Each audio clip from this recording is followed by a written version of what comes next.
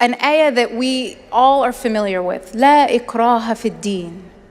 And if you read that entire ayah, what you find, interestingly,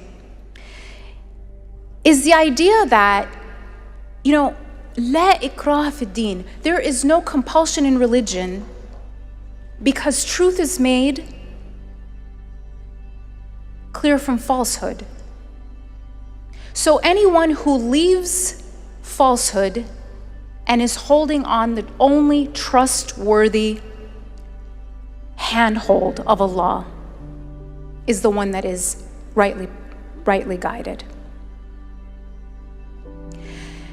When we trust in Allah, when we trust in God, we don't force ourselves. We don't force our beliefs on others.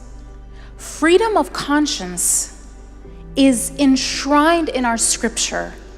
And a part of that, a foundation of this principle, is the trust in Allah. If we truly trusted in Allah, and if we truly trusted in His self-evident truth, we would have no reason to force it. It is too precious to be forced. It is too perfect to need our feeble, fallible human intervention.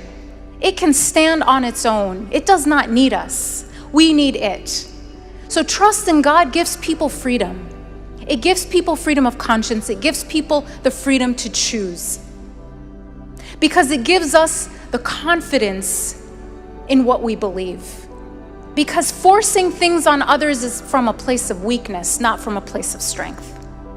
Trust in God gives believers the confidence to never force their thoughts on others.